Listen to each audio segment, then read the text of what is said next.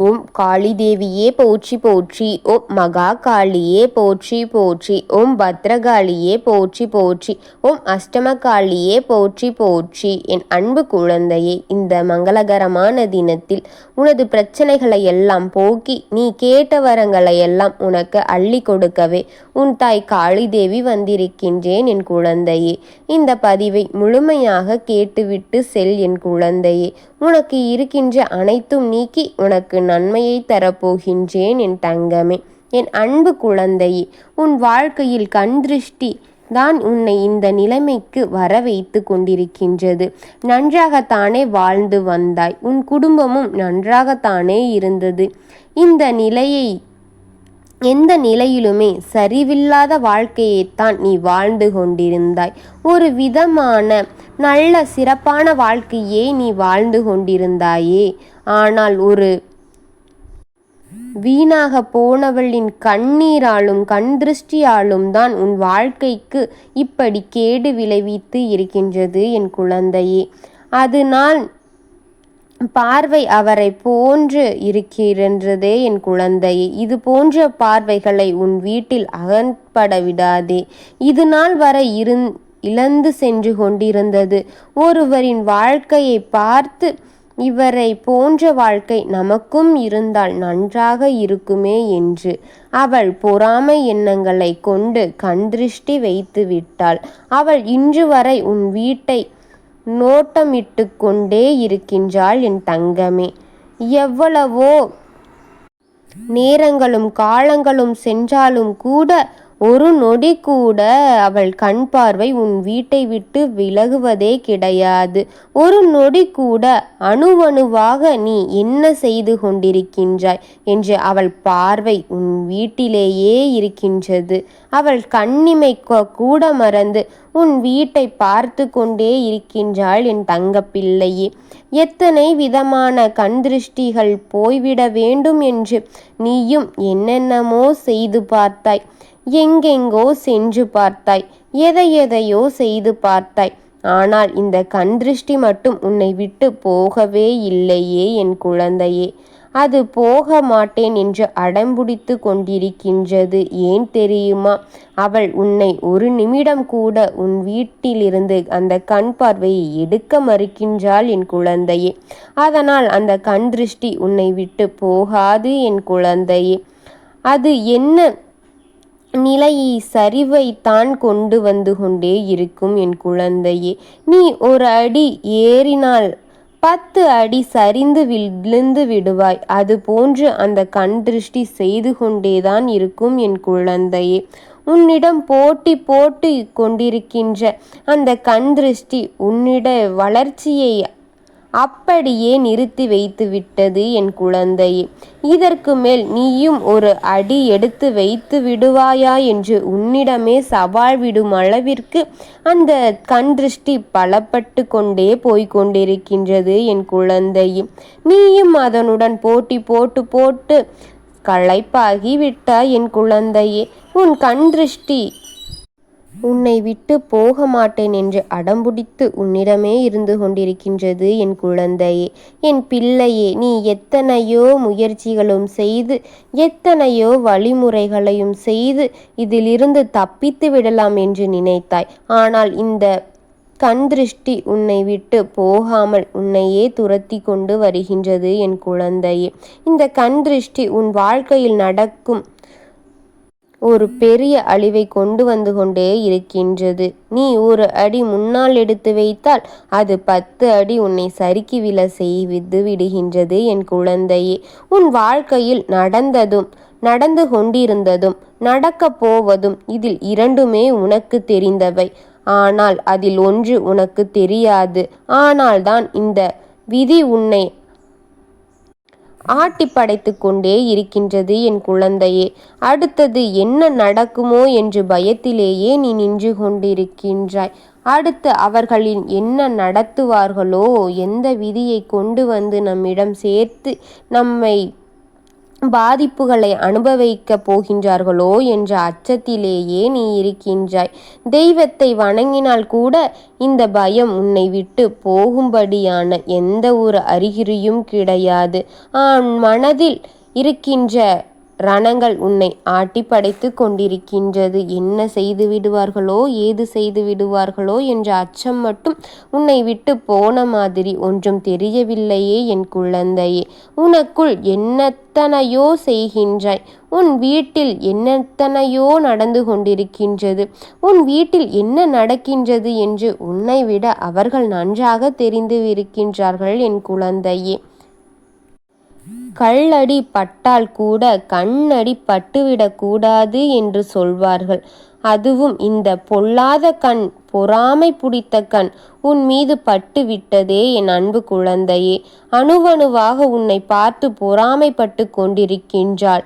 அணுவணுவாக உன்னை என்ன செய்கிறாய் என்று கண் இமைக்காமல் கூட அவள் உன்னை பார்த்து கொண்டிருக்கின்றாள். உன்னை நோட்டமிட்டு கொண்டிருக்கின்றாள் என் குழந்தையே. அது நல்ல கண் என்று மட்டும் நீ நினைத்து விடாதே என் குழந்தையே. அதுதான் உனக்கு இந்த பாதிப்புகளை கொடுத்து கொண்டிருக்கும் அந்த கண் என் குழந்தையே.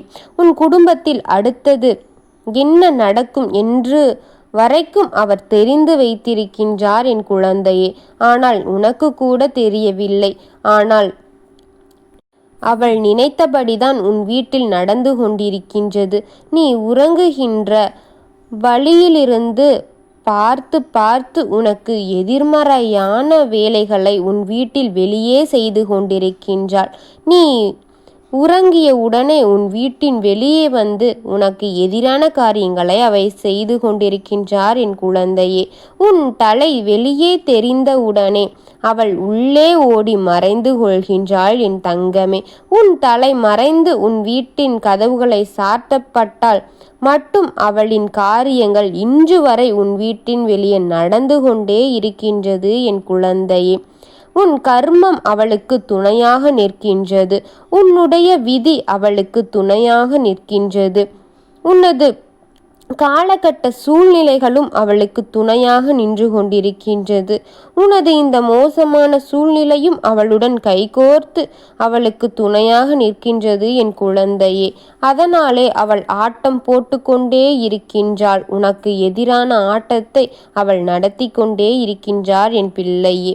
நீ நிலையை அறிந்து மாற வேண்டும். இல்லை என்றால் உன் வாழ்க்கை அழித்து விடுவாள் என் குழந்தையே.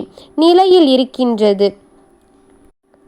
நினைவில் வைத்துக்கொள். அவள் என்னவெல்லாம் யோசிக்கின்றாள், எப்படியெல்லாம் செய்கின்றாள், எந்த விதமாக யோசித்து எதையெதையோ செய்து கொண்டிருக்கின்றாள் என் குழந்தையே. என் அன்பு குழந்தையே, தெளிவாக கேட்டுக்கொள். இன்னும் 48 மணி நேரத்திற்குள் உனக்கு ஒரு காரியம் நடக்கப் போகின்றது. இந்த நிலைக்கு உனக்கு இந்த நிலையிலும் கூட அது எந்த விதமான தடையுமின்றி உன்னிடம் வந்து சேர்ந்து விட வேண்டும் என்பதற்காகத்தான் உன் தாய் உன்னை தேடி இங்கு வந்திருக்கின்றேன் என் குழந்தையே. நீ ஒன்றை செய்கின்றாயே என் குழந்தையே, நான் சொல்வதை நன்றாக கேட்டு அதை உன் வீட்டில் செய்துவிடும் என் குழந்தையே. கண்மை இருக்கின்றதல்லவா, அந்த கண்மையை எடுத்து கொள் என் குழந்தையே. உன் வீட்டில் வெளியே சென்று உன் நிலைவாசலுக்கு இடதுபுறமாக இருந்தாலும் சரி, வலதுபுறமாக இருந்தாலும் சரி, எந்த இடத்தில் உன் வீட்டின் பார்வைகள் கண்கள் அதிகமாக இருக்கின்றதோ அந்த இடத்தில் ஒரு பெரிய வட்டமான அந்த மையை வைத்து போட்டுக்கொள் என் குழந்தையே. அந்த மையின் பெரிய வட்டமாக ஒன்று வரைந்து விடு என் குழந்தையே. அந்த மையை பயன்படுத்தி வரைந்துவிடு என் குழந்தையே. ஏன் தெரியுமா? நீ கதவுகள் சாத்தப்பட்டால் வெளியே அவள் வந்து உன் வீட்டின் பார்வையால் முதலில் அவள் கண் பார்வையை அதில் படும். முன்னரே நீ இதை செய்துவிடு என் குழந்தையே. நீ செய்ய வேண்டியது இருக்கின்றது. அந்த கண்மையை எங்கு போட்டாயோ அந்த இடத்தின் மேல் கண் திருஷ்டி படம் வாங்கி மாட்டிவிடு என் குழந்தையே. அது உன் வாழ்க்கைக்கு இறந்து நல்லது என் குழந்தையே. உன் வாழ்க்கையை உன்னிடம் ஒப்படைத்து விடும் என் குழந்தையே. அந்த கண் திருஷ்டி படம் மாட்டுவதன் மூலம் அவள் கண்கள் எல்லாம் அதோடே விட்டுவிடும் என் குழந்தையே.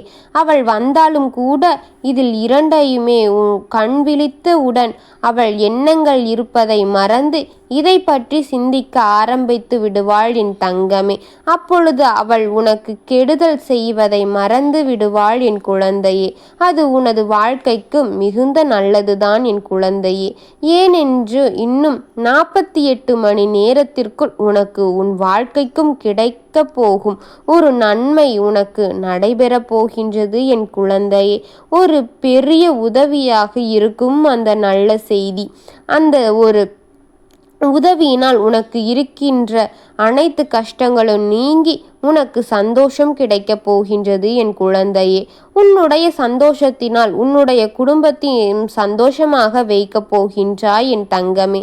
நான் சொல்வதை விளையாட்டுத்தனமாக மட்டும் நினைத்து விடாதே என் குழந்தையே. இன்னும் 48 மணி நேரத்தில் உனக்கு மகிழ்ச்சியான செய்தி வரப்போகின்றது. அந்த செய்தி உன் மனம் குளிரும்படியான செய்தியாகும் என் குழந்தையே. அதை நினைத்து நீ சந்தோஷப்பட போகின்றாய். அதுவும் ஒரு மனிதனால் தான் உனக்கு என் தங்கமே அந்த செய்தி வரப்போகின்றது. உன்னை வந்து அடையுடனே நீ நிம்மதி அடைய போகின்றாய். இந்த முடிவுக்கு நான் தான் வந்தேன் என் குழந்தையே. இந்த பிரச்சனை இத்துடன் முடிந்ததே என்று பெருமூச்சு விட்டு நீ சந்தோஷப்பட போகின்றாய் என் தங்கமே. எத்தனை நாள் காத்திருந்து பொறுமையாக இந்த இடத்தில் செய்திகள் இதனால் வந்துவிட்டதே. எத்தனை நாட்களோ இதற்காக காத்திருந்து பொறுமையாக இருந்தாயே. ஆனால் இன்று 48 மணி நேரத்திற்குள் உனக்கு அந்த செய்தி தவிர்த்து விடாமல் உன்னை தேடி வந்துவிடும் என் குழந்தையே. என் அன்பு பிள்ளையே, ஒரு முறை கிடைக்கும் தவிர விட்டுவிடாதே என் குழந்தையே. நல்லதை நினைக்கும் உனக்கு நல்லதை நடக்கப் போகின்றது. நல்ல செய்தியாக இருந்தாலும் கெட்ட செய்தியாக இருந்தாலும் உன்னை தேடி ஒரு முறை வரும்பொழுதே அதை கப்பென்று பிடித்து கொண்டால் மட்டுமே உனக்கு நல்லது நடைபெறும் என் குழந்தையே. பிறகு விட்டு விட்டு போய்விட்டதே என்று தவித்து கொண்டிருக்கின்றாதே என் குழந்தையே. இது இழந்த சந்தோஷத்தங்களை எல்லாம் பல மடங்காக பெருக்கும் சந்தோஷம் என் குழந்தையே. இன்னும் 48 மணி நேரத்திற்குள் உன் கவலைகள் அனைத்துமே நீ மறக்கப் போகின்றாய். அது உன்னை விட்டு தொலைய போகின்றது என் குழந்தையே. இது சத்தியம் என் குழந்தையே. உன் தாயின் சத்தியம் நிச்சயமாக பலிக்கும். நீ சந்தோஷப்பட போகின்றாய் அளவிற்கு நிம்மதி பெறப் போகின்றாய். அளந்த அளவிற்கு வெற்றி பெறப் போகின்றாய். உன் துரோகியை எல்லாம் வென்று நிற்கப் போகின்றாய் என் குழந்தையே. நீ தலை குனிந்து நடந்தவர்களின் முன்னாலே உன் தலை தூக்கி நிமிர்ந்து நடக்கப் போகின்றாய். அந்த அளவிற்கான ஒரு செய்தி உன்னை தேடி வரப்போகின்றது. உன் வாழ்க்கை வெற்றி பெறப் போகின்றது. அது உன் அன்னையின் வாக்கு என் குழந்தையே. இந்த அன்னை உன் கண் திருஷ்டி வைத்தவன்களை அனைப்பேரையும் கண் குருடாக்கி நான் திரியவிடப் போகின்றேன் என் குழந்தையே. உனக்கு இந்த வாழ்க்கை முழுவதுமாக நிம்மதியை கொடுக்கப் போகின்றேன் என் குழந்தையே. நீ எதை நினைத்தும் கலங்காதே. உனக்கு துணையாக உன் தாய் நிற்பதை நினைத்து தைரியத்துடனும் ஒரு நாளும் ஒரு அடி எடுத்து வச்சு முன்னேறு என் குழந்தையே. நான் இருக்கின்றேன். உனக்கு தாமதப்படுத்தினாலும் கூட சரியான நேரத்தில் சரியான செய்தியை உன்னிடம் கொண்டு வந்து சேர்த்து விடுவேன்.